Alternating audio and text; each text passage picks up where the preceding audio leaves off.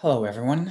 My name is Georgios Samaras, and I'm a PhD candidate at King's College London, specifically the Department of European International Studies, where for the last 3 years, I have been investigating the rise of far-right extremism in Greece, with a special focus on Golden Dawn.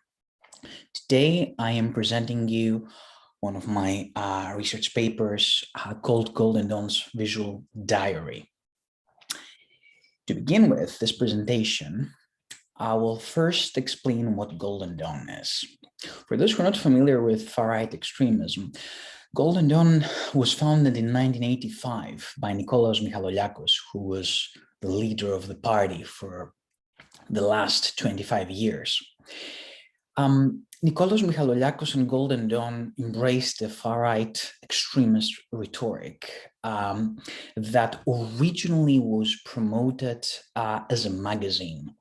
That magazine existed for many years in Greek politics and was a French magazine that was, I would argue, quite irrelevant to Greek politics back then. After the changeover, it was extremist and people did not really pay enough attention to its activities.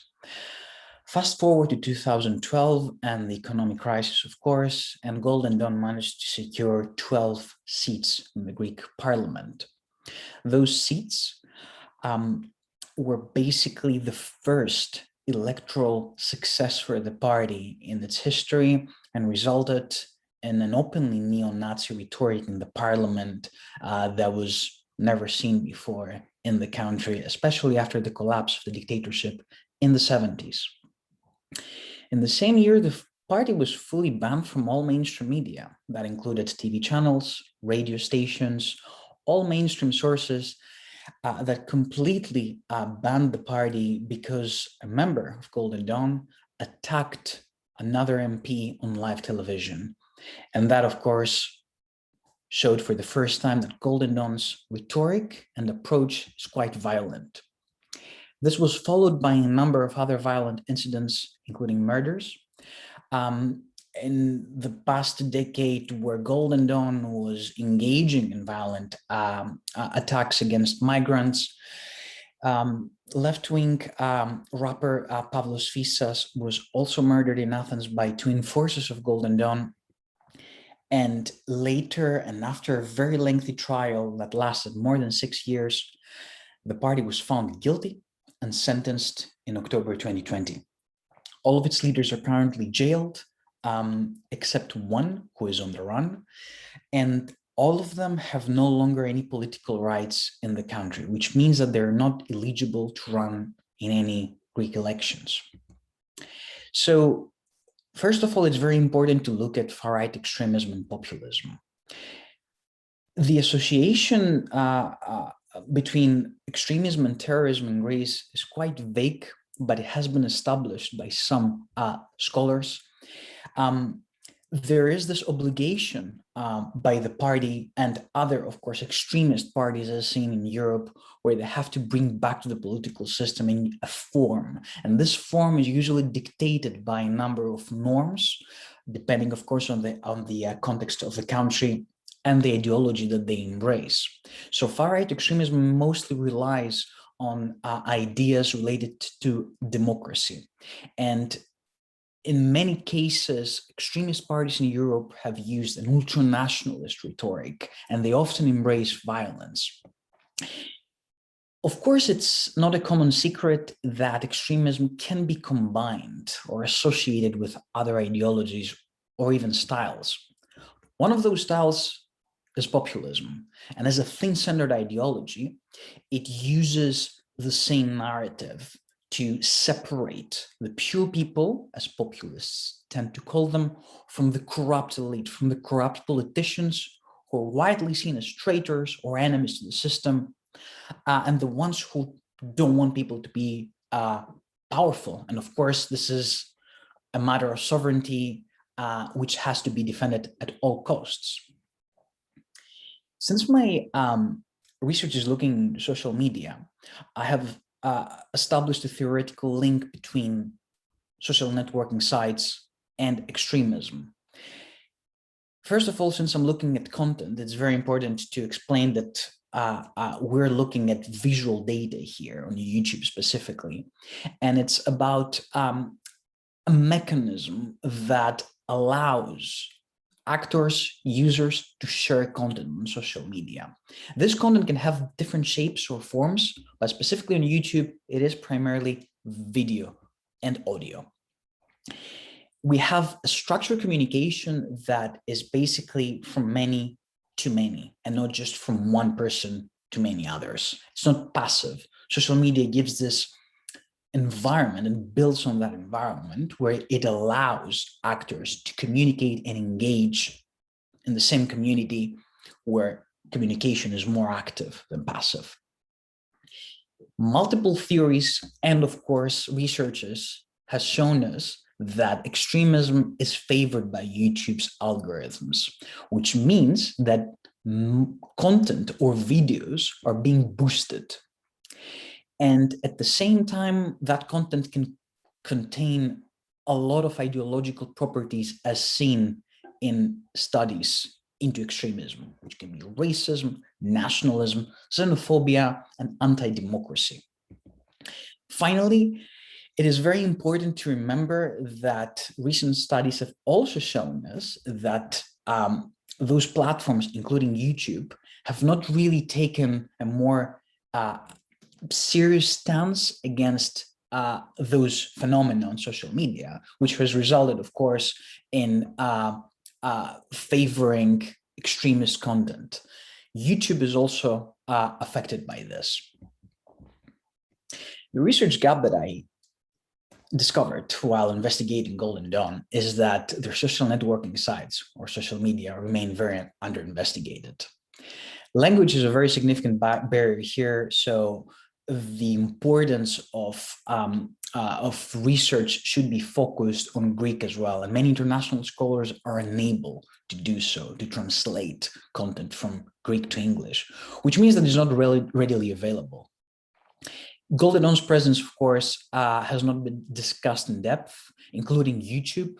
Some scholars have focused on aesthetics, but the majority of social media research into the far right or the extreme right in Europe has not taken Golden Dawn into account, which of course shows that many scholars might not be familiar with with that messaging that the party has adopted.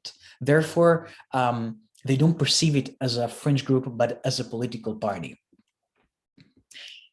Now, I've selected YouTube and I run a content analysis focused, of course, on visual data, videos primarily. And my investigation is borrowing elements from Stefan Bell, who is perhaps the only scholar to use a process, a very specific process in theory, to map the presence of extreme right parties by labeling them as ecosystems. And within those ecosystems, we have the existence of biotopes. I have used a similar approach to investigate Golden Dawn's presence as a biotope. This is the YouTube biotope, which consists of similar small entities. Those entities are the main channels managed by the party, and there are multiple other profiles of politicians. The presence of Golden Dawn on YouTube is very interesting because it consisted of multiple YouTube channels. I argue that this is the case because the party was quite scared that YouTube's moderation teams might take down some of those. In total, as you can see, I have sampled more than 50 videos to make sure that I randomly select content and analyze it from those channels. Those channels, until this very day, have not been banned, have not been suspended, they're still active, and this content is readily available for any researcher to analyze it. In total, those 5 groups were accompanied by lots of other politicians, which I will show in the next slide. But before that, it's very important to look at the numbers. And Golden Dawn is apparently the second most popular political party in Greece on YouTube right now, after New Democracy. And these are numbers that were updated in April 2021, just 2 months ago. It's still active on YouTube despite the sentences, and there is a lot of content out there with a lot of subscribers and, of course, millions of views. Politicians of Golden Dawn were active as well, as you can see. And in a number of cases here, we have seen some quite inactive ones with YouTube presence, but some of them were extremely active and very prolific. For example, Elias Kasidiaris, who is the MP and spokesperson of the party, has more than 50 million views compared to others who have only a few thousands. But I also sampled 50 videos in total from Golden Dawn politicians to capture the complete key messaging approach employed by Golden Dawn and its politicians. The majority of those videos are parliamentary speeches, and all of those speeches are basically cross-posted by both Golden Dawn and its politicians on YouTube. Protest videos, interviews, vlogs, podcasts, and lots of campaigning videos have been uploaded by Golden Dawn's politicians to explain to their supporters basically that the party is doing a lot of things online and offline as well. So YouTube's presence is dominated by those categories, as you can see. To conceptualize and operationalize the stylistic devices on YouTube, Golden Dawn used mainly four styles: crisis rhetoric, emotionality, negativity, and passion. With crisis rhetoric, they tried to scaremonger the public. They tried to call the arrest of politicians. By being emotional, and of course, it's a very important element of populism, they used extreme language, followed by a lot of pleas and shouting in speeches and campaigning videos. Negativity was also a very key element here in order to describe political developments in a very negative way related to the economy, to migration, to society, and of course, passion. A passion which is often used to replace accuracy and facts. Golden Dawn does not care about accuracy and facts. Instead, they use passion to be quite nationalist and appear passionate in general about causes. The three dimensions that I discovered while investigating this material is populism, nationalism, and extremism. Populism is mainly used as an anti-elitist approach here. They try to blame, they try to threaten the established elites, but with a focus on Greek elites. Nationalist messaging, on the other hand, is trying to explain that Europe is always a threat.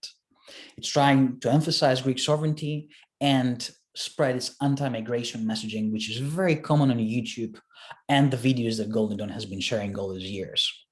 Finally, the most serious one and the most interesting finding so far is insurrection. Golden Dawn has been promoting violence against politicians, and in many cases, they've also called for the execution of some of their politicians. In some videos, the messaging is quite clear that they don't want democracy, and democracy should be banned, and instead the army should take over. To conclude this paper, I truly believe that Golden Dawn tried to replace TV and the ban from mainstream media here, and use Golden Dawn's basically YouTube channels as a TV. So they spread the messaging, which is populist, nationalist, and extremist. A lot of categories have been presented here, and as you can see, violence is a dominant theme. And their anti-elitist messaging blames and threatens, of course, and attacks all of the elites, and in some cases, European elites as well. Golden Dawn used this approach to become very strong on YouTube, as there was no other way to do so on any other mainstream media. So social media became the only path for that. Further research is required, of course, to investigate other social media pages by Golden Dawn, including Twitter and Facebook. It will help in understanding the use of social media by other European far-right parties and the elements in extremism. And some of those parties should be perceived as extremist. And finally, Golden Dawn's messaging needs to be discussed with voters to understand engagement. other Greek Farright parties that have surfaced recently might need to be investigated to understand their key messaging and style in future research as well. Thank you so much for paying attention to my presentation. I hope you understood some aspects and elements that I have discovered in Golden Dawn's presence. And thank you to Random Access Memories for giving me the opportunity to present my work here. Take care.